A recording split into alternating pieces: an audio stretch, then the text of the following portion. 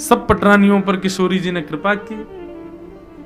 और इस प्रकार उसी दिन से रुक्मणी आदि पटरानी व्रज को याद करने लग गई, व्रज की स्मृति में अपने दिवस बिताने लगी। आज सब ब्रजवासियों ने ठाकुर जी से मिलन किया। तत्पश्चात आगे कथा भगवान के परम मित्र श्री सुदामा जी की आती है कि कृष्णस्यासीत् सखा कश्चित् ब्राह्मणो ब्रह्मवित्तमः विरक्त इंद्रियार्थेषु प्रशांतात्मा जितेंद्रिय। भगवान के एक सखा हुए जिनका नाम है श्री सुदामा। बंधुओं, यहां पर सुदामा जी के 3 गुण बताए गए। कभी कभी मन में भाव आता और मैं इसी भाव से ही सुदामा चरित्र लगभग कहता हूं, जहां भी कहता हूं कि ये 3 गुण जिसमें आ गए ठाकुर जी उसको स्वीकार करेंगे। और ये 3 गुण कौन कौन से हैं? विरक्त इंद्रियार्थेषु। विरक्त इंद्रिय किसको कहते हैं? जो इंद्रिय आसक्त नहीं है। हमारी जीभ को रसगुल्ला खाने का मन, हमने तुरंत रसगुल्ला खिला दिया। कानों को कुछ सुनने का मन, तुरंत सुना दिया। हाथों को कुछ करने का मन, तुरंत करवा दिया। पैरों को कहीं जाने का मन, तुरंत ले गए। आंखों को कुछ देखने का मन, दिखा दिया। ये इंद्रिय आसक्त व्यक्ति का लक्षण है। लेकिन विरक्त इंद्रिय का मतलब क्या है? विरक्त इंद्रिय का मतलब जो प्रत्येक इंद्रिय को केवल श्याम सुंदर से मिलित वस्तु ही देता है, उसके अतिरिक्त और कुछ नहीं देता। कानों को सुनने का मन करेगा तो वही सुनाएगा जो ठाकुर जी से संबंधी हो। आंखों को देखने का मन करेगा तो वही दृश्य दिखाएगा जो ठाकुर जी से संबंध रखता हो।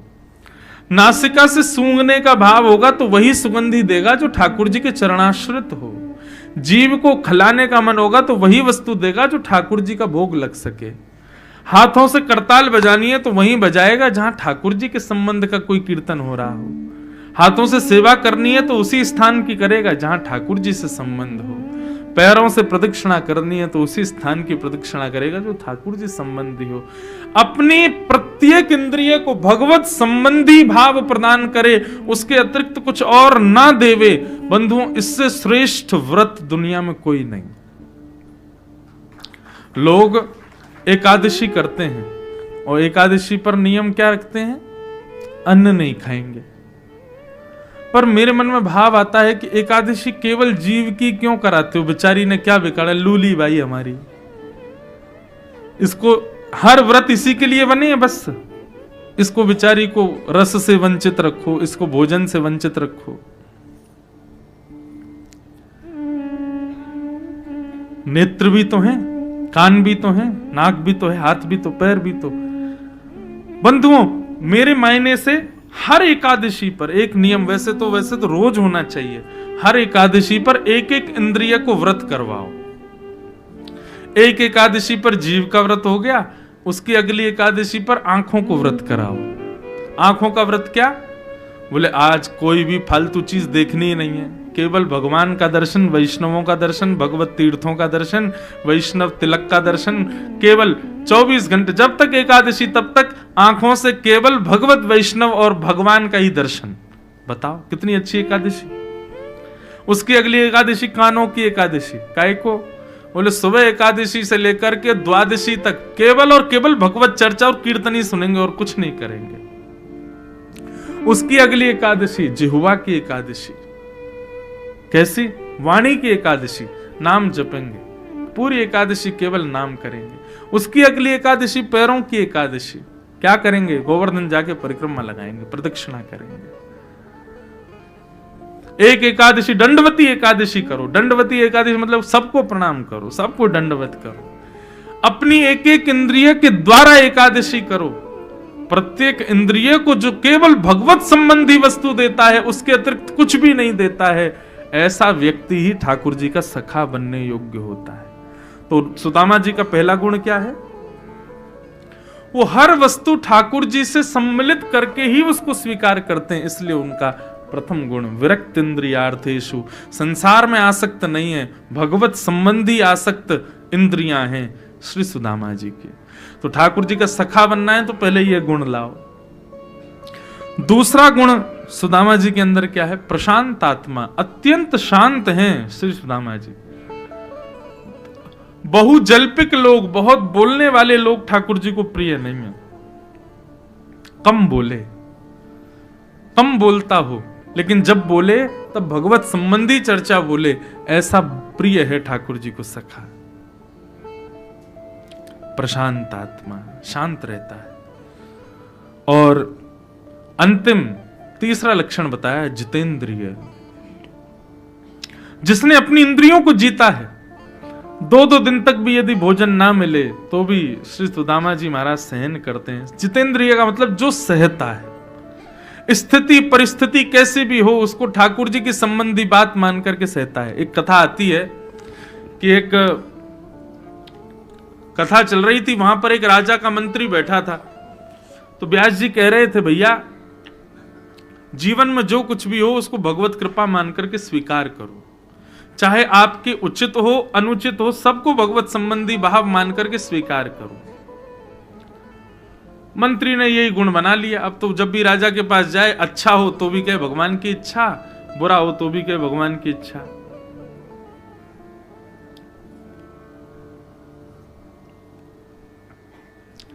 एक दिन राजा आखेट को गए वन में शिकार खेलने। तो राजा तैसे तस्कर से बाण निकाल रहे तो किसी तरीके से राजा की उंगली कट गई। उंगली कटी तो महामंत्री बोला, आहा भगवान ने कितनी कृपा करी, राजन कितना अच्छा हुआ आपकी उंगली कट गई, बताओ खून निकल रहे हैं, कितनी कृपा भगवान की। राजा बोला, बड़ा दुष्ट है, मेरे खून निकल रहा है, हाथ कट गया, ये कह रहा भगवान की कृपा, इसको जेल में डाल दो। जेल में बंद कर दिया। एक दिन राजा फिर गए, आखेट को वन में गए तो सारी सेना कहीं खो गई, अकेले राजा रह गए। तो कोल भीलों ने राजा को बंदी बना लिया और बंदी बना करके बलि चढ़ाने लगे। तो कोल भीलों ने कहा, देख लो कहीं से खंडित तो नहीं है राजा। कोल भीलों ने कहा, अरे भैया राजा की उंगली कटी हुई है। बोले, वो खंडित है, इसकी बलि नहीं चढ़ा सकते, छोड़ दिया। तो राजा को याद आई, बोले मंत्री कह रहा था भगवान ने बड़ा बढ़िया किया, उंगली काट दी, अगर उंगली नहीं कटी होती तो आज मेरा गला कट जाता। राजा आया, आकर के मंत्री को निकाल दिया। राजा ने कहा, बड़ी क्षमा करना भैया, हमने तुमको जेल में डाल दिया। वो नहीं नहीं, बड़ी कृपा जो आपने मुझे जेल में डाल दिया। बोले, क्या तुम्हारा, मेरी उंगली कट जाती है तो कहते हो भगवत कृपा, तुमको जेल में डाल दे तो कहते हो भगवत कृपा। बोले, ठाकुर जी की कृपा देखो नाथ, आपकी उंगली कट गई तो कोल भीलों ने आपको छोड़ दिया, मैंने कहा था भगवान की बड़ी कृपा। राजा बोले, तुमको जेल में डाल दिया तो तुम क्यों कहते हो भगवान कृपा। बोले, क्योंकि जब आपको पकड़ा जाता तो मैं भी पकड़ा जाता संग में, अगर जेल में नहीं होता तो मुझे भी पकड़ते वो लोग, और आपको खंडित जान के छोड़ देते, मेरा गला काट देते। आप तो खंडित हो तो आपकी बलि तो चढ़ती नहीं, मेरी बलि चढ़ा देते, तो बढ़िया हुआ मैं जेल में था और आप खंडित थे, दोनों में भगवान की कृपा। ऐसे सुदामा जी की स्थिति, हर स्थिति में सुदामा जी को 3-3 दिन तक यदि प्रसाद घर में नहीं बनता तो पत्नी रोती, कैसा जीवन है हमारा, 3 दिन हो गए अन्न ही नहीं बना। सुदामा जी कहते, देवी तो इसको नकारात्मक भाव से क्यों लेती है, सकारात्मक भाव से लेना। दुनिया के लोग व्रत करते हैं और एकादशी का व्रत करके कहते हैं हम भगवान के भक्त हैं, 15 दिन में एक बार व्रत करके भगवान के भक्त बनते हैं। मैं और तू तो कितने भाग्यशाली, 15 दिन में 3-3 4-4 बार हमारा व्रत होता है, भगवान हमको अन्न नहीं देते। अन्न ना पाने से भगवत भक्ति बढ़ती है तो हमारी तेरी तो कितनी बढ़ती होगी, बता, 4-4 दिन हम भूखे रहते हैं। वैष्णव का इस स्वभाव कि हर स्थिति में भगवत कृपा का अनुभव करे, ठोकर लग के गिर भी जाए ना तो इसमें भी यही सोचे जगन्नाथ जी ने कोई कृपा की होगी। हमारा YouTube चैनल हैक हो गया था बीच में, तो भी हम सब लोग यही सोच रहे थे मैंने लाल जी की कोई कृपा ही होगी इसमें। लाल जी बताना चाह रहे होंगे, भैया आगे से सावधान, आगे से सिक्योरिटी रखो, आगे से ऐसे रखो, तुम हमारी कथा सुनाते हो, इतने सारे लोग यहाँ सुनते हैं और ऐसे ही इस पर ज्यादा ध्यान नहीं दोगे तो ऐसे ही हो जाएगा। तो मानो ठाकुर जी ने 12 घंटे के लिए हम सब लोगों को थोड़ा सा ये एक ज्ञान दिया कि ऐसा करोगे तो आगे स्वस्थ रहोगे। तो इस प्रकार समय समय पर बंधुओं कोई अनुचित स्थिति भी अगर हमारे साथ होती है तो उसको भी भगवान की कोई शिक्षा मान करके स्वीकार किया करो। सुदामा जी का यही स्वभाव, हर स्थिति को इसी भाव से लेते हैं। ठाकुर जी ने वस्त्र पहनने को नहीं दिए, बोले इसलिए नहीं दे रहे, बोले वस्त्र ज्यादा बढ़िया बढ़िया दूंगा तो उसमें आसक्त हो जाओगे। एक तत्ववेत्ता था, पारदर्शी तत्वचिंतक, उसकी पत्नी उसको बहुत मारती थी, शायद इसीलिए वो तत्ववेत्ता था, तत्वचिंतक था। कई पुरुषों ने सर हिलाया, बोले बिल्कुल सही बात। तो एक बार गांव में एक लड़के के ब्याह के लिए पूरा परिवार पीछे पड़ा था, तो उस लड़के ने कहा कि हमारे गांव में जो वो तत्ववेत्ता रहता है, जो तत्वचिंतक है, यदि उसने कह दिया कि तुम ब्याह कर लो तो मैं करूंगा। क्योंकि वो जानता था वो कभी नहीं कहेगा, क्योंकि उसकी पत्नी कैसी है सब जानते हैं। सब परिवार के साथ गया, बोले कि महाराज ये कह रहा, आप कहोगे तो ही ब्याह करेगा। उसने कहा महाराज बताइए ब्याह करना चाहिए कि नहीं? उसने कहा बिल्कुल कर लो, अभी कर लो। उसने कहा आप कैसे कह सकते हो, आपकी पत्नी को सब जानते हैं, वो कितना आपको मारती है, कितना आपको डांटती है, और आप सबके सामने भाई छाछ का जला दूध भी फूंक फूंक के, वो दूध का जला छाछ भी फूंक फूंक के पीता है।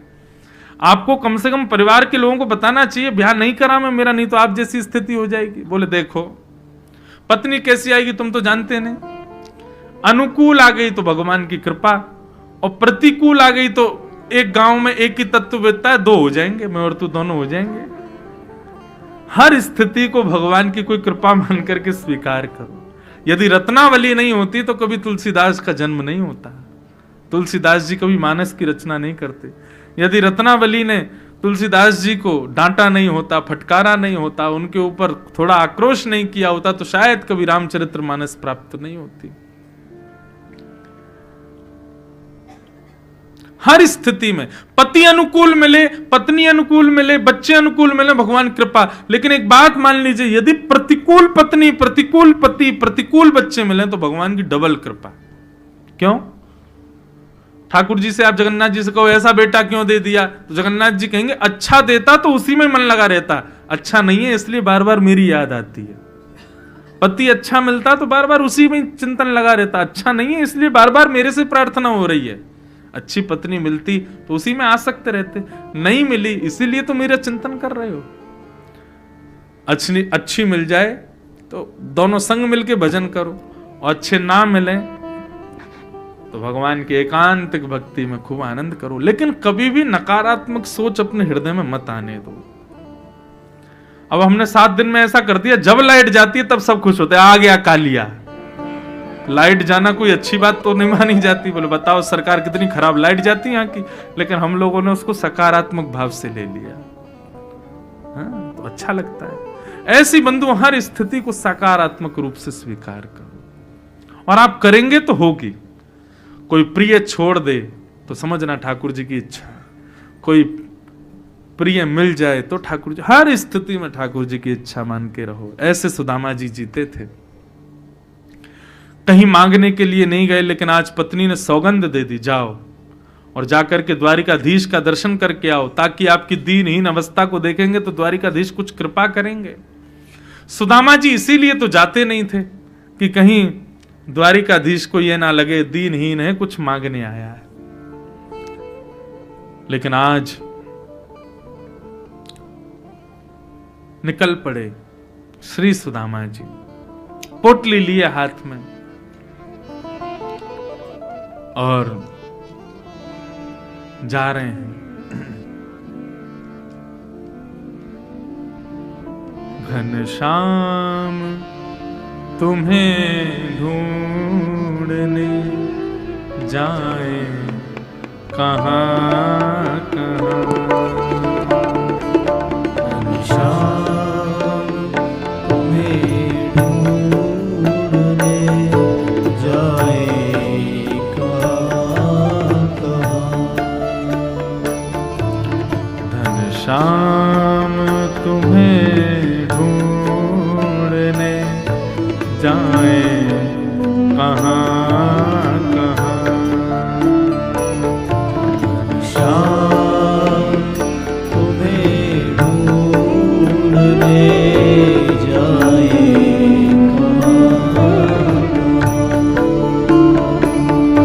अपने विरह की आग बुझाए कहाँ कहाँ,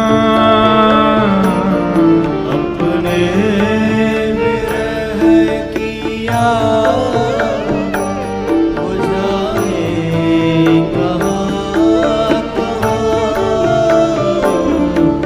घनश्याम तुम्हें ढूंढने जाए कहाँ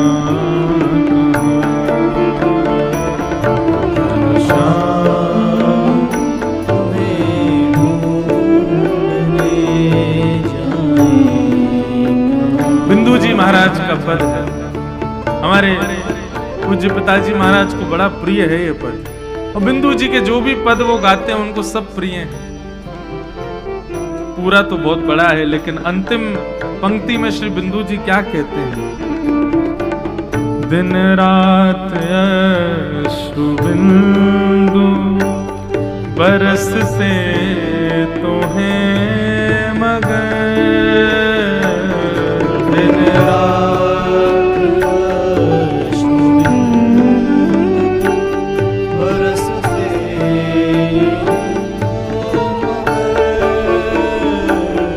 दिन रात अश्रु बिंदु बरसते तो हैं मगर, दिन रात बरसते तो हैं मगर। पर केवल आंखों से अश्रु निकले उससे हमें संतोष नहीं होगा ना नाथ। क्यों? क्योंकि अग्नि तो आपके विरह की सारे अंग में लगी। बिंदु जी कहते हैं सब तन में लगी आग बुझाए कहाँ सब तन में लगी आग बुझाए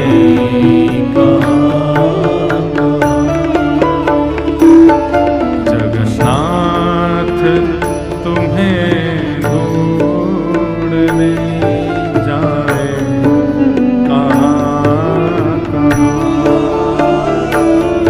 जगन्नाथ तुम्हें ढूंढने जाए कहाँ। सुदामा जी महाराज ढूंढते ढूंढते ठाकुर जी को जा रहे हैं। कहीं तमाल वृक्ष मिल जाता तो उसी को हृदय से लगा लेते, सांवला सा वृक्ष है मेरे लाला जैसा दिख रहा है। पुष्प मिल जाते उनको रख लेते, कन्हैया को माला पहनाऊंगो। फल मिल जाते धल लेते, कन्हैया को जाके दूंगो। इस प्रकार महीनों तक चलते चलते श्री सुदामा जी महाराज द्वारिका पहुंचे। द्वारिका जाकर के पूछा, भैया ये कौन सी नगरी है? बोले कि ये द्वारिका नगरी है। अच्छा, मेरे द्वारिकाधीश कहाँ है? सामने जो भवन है इसी में विराजमान है।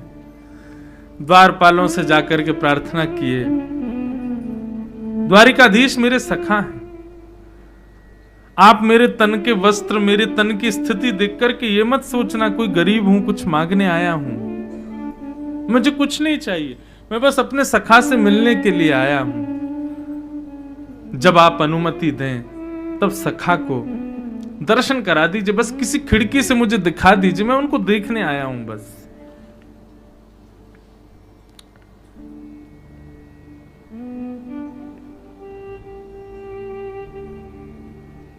अभी जगन्नाथपुरी में जब कथा प्रारंभ हुई तो दूसरे तीसरे दिन पूज्य मुरारी बापू आए थे जगन्नाथपुरी।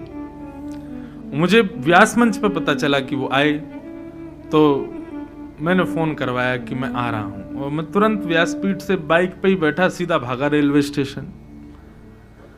तो पुरी के रेलवे स्टेशन पहुंचा तो पता चला वो कोई भुवनेश्वर के रास्ते में एक और रेलवे स्टेशन है, वहां है। तो हमने फ़ोन किया, मैंने कि हम विलम्ब हो जाएगा, आप निकल जाओ। तो फिर बोले कि नहीं, अब जब तक आप आओगे नहीं तब तक यहीं खड़े हैं, आप आओ। पहुंचे, 40 मिनट खड़े रहे। जब पहुंचा, मिला, खूब बैठ के थोड़ी बहुत देर बात हुई। तो बापू का मतलब उनके एक्सप्रेशन ऐसे बोले कि वो पूछ रहे थे कि कोई विशेष कारण। मैंने कहा नहीं, बस आपको देख के रिचार्ज करने आया था खुद को। तो वो इतने प्रसन्न हो गए कि कोई अकारण मिलने आता है, बिना किसी कारण के, बिना किसी भाव के, केवल यही तो जगन्नाथ को प्रिय है। क्यों आए जगन्नाथ जी के सामने? किसी कारण से आए, किसी इच्छा की पूर्ति के लिए आए, किसी मनोकामना के लिए आए? नहीं, केवल नाथ को देखने आए। सच बताएं, भाव कभी आता भी है ना मन में कि आज जगन्नाथ जी से कहेंगे माँ को थोड़ा स्वस्थ कर दो, पिताजी को थोड़ा बढ़िया कर दो, ये कर दो, आदि आदि कुछ ही भाव। लेकिन जगन्नाथ जी के सामने जाते भूल जाते हैं, याद ही नहीं रहता। और ये भगवान की बहुत बड़ी कृपा है कि हम भूल जाते हैं। और याद ना रहे ये कामना सदैव रखना कि हम भूले ही जाएं कि हम कुछ मांगने आए थे। नाथ बस आप देखो हमें, और कुछ नहीं चाहिए। अकारण उनसे मिलना, ये प्रेम का एक बहुत विशेष स्वरूप है। सुदामा जी बोले, मैं केवल उनको देखने आया हूं, वो मुझे देखें ये भी मेरी अभिलाषा नहीं। कोई खिड़की हो द्वारिका में, जहां से द्वारिकाधीश दिख जाए वो खोल देना, वहां से मैं उनको देख लूंगा, चलते फिरते दिख जाएंगे, मैं चला जाऊंगा। मेरी इतनी अभिलाषा है बस। द्वारपालों ने भीतर जाकर के द्वारिकाधीश को बताया, द्वार पर एक दुर्बल सा ब्राह्मण आया है, दीनहीन सा उसका स्वरूप है, ज्यादा सुंदर नहीं है, लेकिन ललाट पर तेज ऐसा दिख रहा है कि मानो लगता है कि त्रिकाल संध्या तो ब्राह्मण करता है, अकिंचन ब्राह्मण है। आपको अपना बचपन का सखा बता रहा है, बचपन में आपके साथ विद्यालय में पढ़ा है। उसने अपना नाम सुदामा बताया है। सुदामा नाम सुनते ही ठाकुर जी प्रसाद पा रहे थे, प्रसाद वहीं रुक गया, भोग वहीं छूट गया। ठाकुर जी बोले, सुदामा जी आए हैं? बोले जी।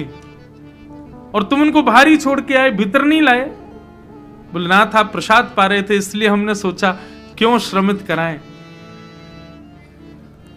ठाकुर जी ने थाली दूर की, सामने पात्र लिए खड़े, सब सब्जियां लेकर के पात्रों में ठाकुर जी को परोसने के लिए। सबके बीच से ठाकुर जी दौड़े, पादुका भी नहीं पहनी, एक साधारण से भेष में है, कुछ मालाएं गले में पहनी, टूट टूट करके गिरती जा रही हैं। मेरे भक्त सुदामा, मेरे मित्र सुदामा आए हैं, सबको प्रचार करते हुए जा रहे हैं। सब पटरानियां पीछे दौड़ रही हैं, मंत्री पीछे दौड़ रहे हैं। ऐसा कौन आ गया जिसके लिए द्वारिकाधीश सब छोड़ करके भाग रहे हैं? दौड़ करके गए मुख्य द्वार पर, दीनहीन से, पतले दुबले से श्री सुदामा जी। हम लोग विचार करते हैं कोई रूप में सुंदर नहीं, वस्त्र अच्छे नहीं पहने तो ये हमारे बगल में भी ना खड़ा हो, लेकिन द्वारिकाधीश, लक्ष्मी पीछे दौड़ रही है, देवता पीछे दौड़ रहे हैं, मंत्रियां पीछे दौड़ रहे हैं, लेकिन सबको छोड़ सुदामा जी को जाकर के हृदय से लगाते हैं, अपने हृदय में भर लेते हैं। बार बार सुदामा जी को देखते हैं, फिर हृदय से लगाते हैं, फिर देखते हैं, फिर हृदय से लगाते हैं। ऐसे लोग जिनके बगल में समीप में खड़े होकर के चित्र खिंचाने में भी कई बार हमको शर्म जैसी आ जाती है, ऐसे लोग यदि भाव युक्त हों तो ठाकुर जी उसमें कभी विचार नहीं करते। ठाकुर जी ने सुदामा जी को अपने हृदय से लगाया, बहुत रोए श्याम सुंदर।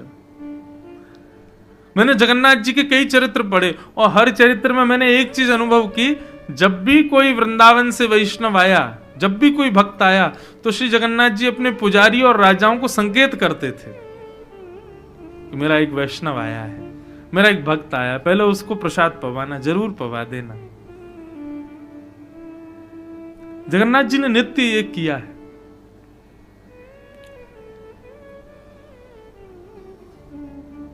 वैष्णव बहुत प्रिय हैं ठाकुर जी को। सुदामा जी को ले जाकर के ठाकुर जी ने द्वारिका के सिंहासन पर बिठा दिया और देख सुदामा की दीन दशा, करुणा करके करुणा निधि रोए, पानी परात को हाथ छुयो नहीं, नैनन के जल सो पग धोए। ठाकुर जी इतने रोए सुदामा जी की दशा देख करके कि रुक्मणी जी पात्र जल का लेकर के खड़ी थी, लेकिन ठाकुर जी ने उससे चरण नहीं धोए। नेत्रों से निकले अश्रु बिंदुओं से ही सुदामा जी के चरण धुल गए। ठाकुर जी ने चरणों में प्रणाम किया। सुदामा जी बोले, लाला मैं या को अधिकारी ना हूं, ऐसे प्रणाम मत करे। ठाकुर जी बोले, आप किस बात के अधिकारी हो, मुझसे अच्छा कोई नहीं जानता, मुझे करने दीजिए प्रणाम। और ठाकुर जी ने प्रणाम किया। संपूर्ण सुदामा जी के चरणों दल लक्ष्मी रुक्मणी जी को दिया। बोले पूरी द्वारिका में छिड़का दो, हमारी द्वारिका पवित्र हो जाए। आपको पता है आज भी पंढरपुर में श्री विठ्ठल भगवान को चंदन केसर युक्त बड़ा चंदन लगाया जाता माथे पर, गोल गोल चंदन, और उसको नीचे ऐसे पधरा देते हैं और उसके बीच में एक काला टीका ठाकुर जी को लगाते हैं। वो पता है क्या है? जितने वैष्णव पंढरपुर मंदिर में खड़े होते हैं दर्शन करने के लिए, झाड़ू जब लगती है मंदिर की तो सारी रज वैष्णवों के चरणों की इकट्ठी करके छन्नी में उसको छानते हैं और छान के चंद्रभागा नदी का जल मिला के ठाकुर जी को तिलक लगाते हैं। वैष्णवों की चरण रज का तिलक श्री पंडरीनाथ भगवान लगाते हैं,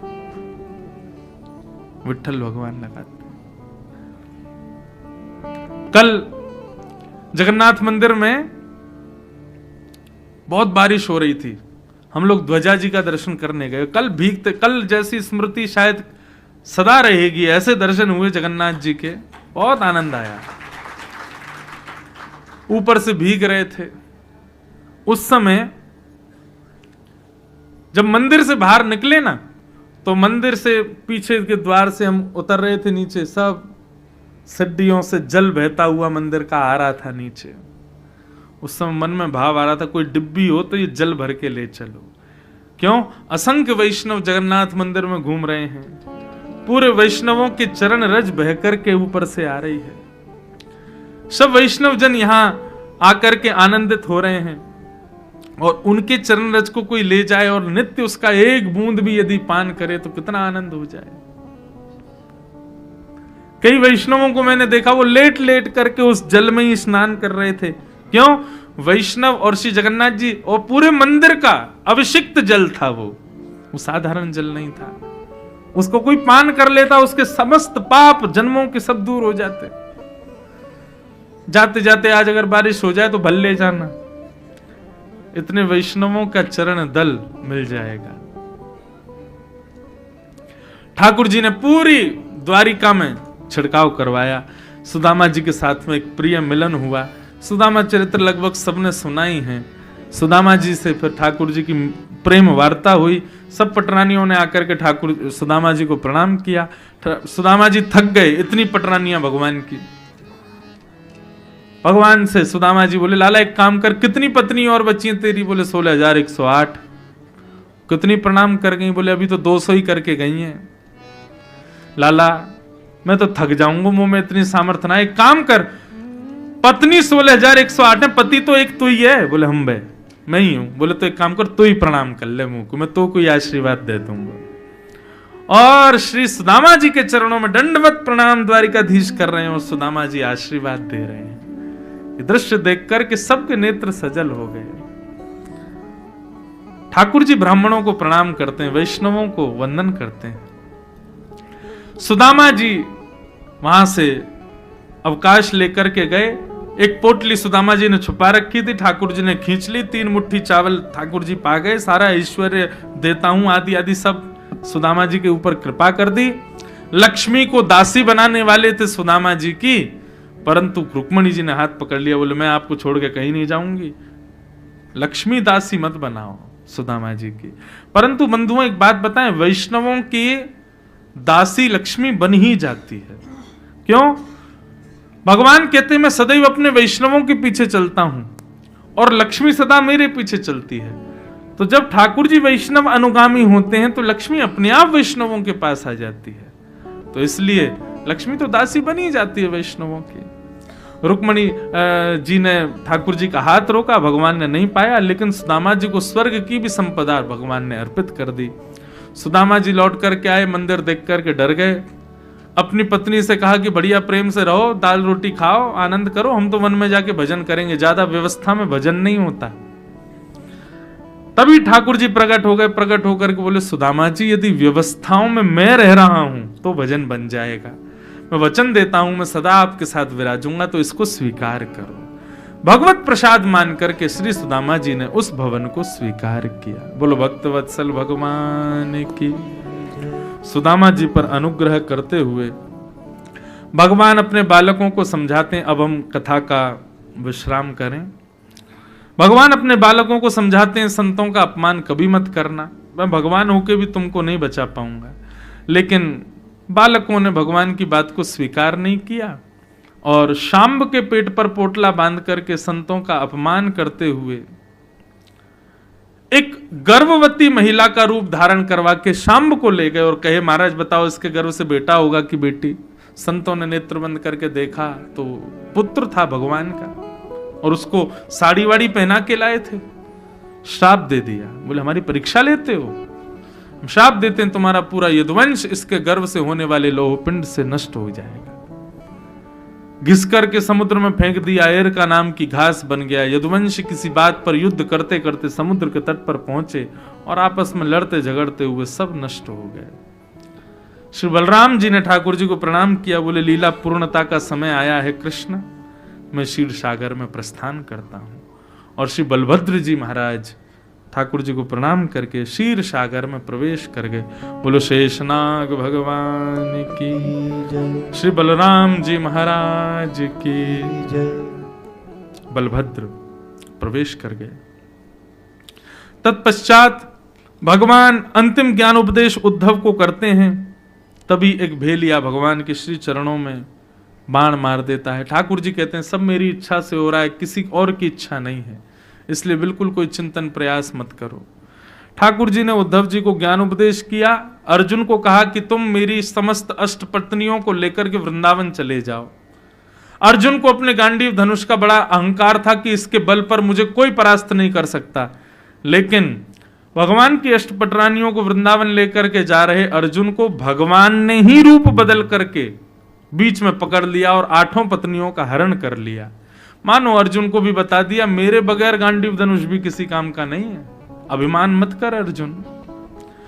अर्जुन दीनहीन से होकर के हस्तिनापुर पहुंचे और आकर के भगवान के स्वधाम गमन की समाचार सुनाया। पांडव सब परीक्षित को राजा बनाकर के वन में चले गए। उन्हीं परीक्षित ने कलयुग को 5 स्थान दिए जिससे वो स्वयं भटक गए। 7 दिन में मरने का श्राप लगा। सुखदेव जी ने आकर के कथा सुनाई और आज 7वां दिन है। सुखदेव जी ने परीक्षित जी से पूछा परीक्षित 7 दिन हो गए हैं, आज तुम्हारे श्राप का अंतिम दिन है, बताओ क्या तुम्हारी मृत्यु होने वाली है? बोले नहीं भगवान, मृत्यु शरीर की होती है, मैं तो एक नित्य मुक्त शुद्ध आत्मा हूं, आत्मा की कभी मुक्ति नहीं होती। आपके द्वारा भगवत कथा सुनकर के अब ये आत्मा परम पवित्र हो गई है और ये परमात्मा में जाकर के विलीन हो जाएगी, अंत तो देह का होगा, मेरा नहीं होगा। ये बात सुनते सुखदेव जी प्रसन्न हो गए, बस यही समझाना था।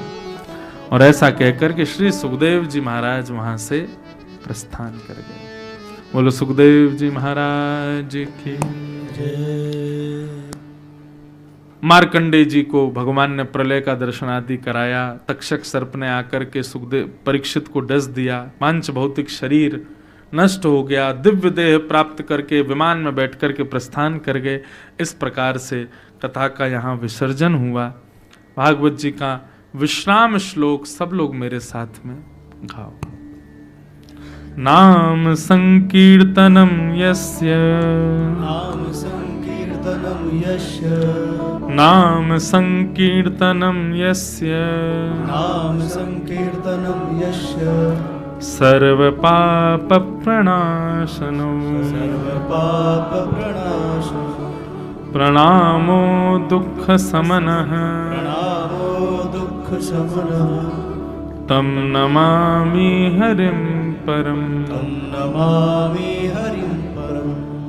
नाम संकीर्तनम यस्य, नाम संकीर्तनम यस्य, सर्व पाप प्रणाशनो, सर्व पाप प्रणाशनो, प्रणामो दुःख समनः प्रणामो दुःखशमनः तं नमामि हरिं परम् तं नमामि हरिं परम् नाम संकीर्तनं यस्य नाम संकीर्तनं यस्य सर्वपापप्रणाशनो सर्वपापप्रणाशनं प्रणामो दुःखशमनः प्रणामो दुःखशमनः तं नमामि हरिं परम् तं नमामि हरिं परम् जिन भगवान का नाम संकीर्तन समस्त प्रकार के पापों से हमें मुक्त करता है, ऐसे भगवान को और उनके परम पावन नाम को हम बारंबार प्रणाम करते हैं। श्री जगन्नाथ जगन्नाथ जगन्नाथ रक्ष मां महाबाहो महाबाहो महाबाहो पाहि मां। श्री जगन्नाथ महाप्रभु की जय। बलभद्र सुभद्रा की जय। पुरुषोत्तम मास की, पुरुषोत्तम क्षेत्र की।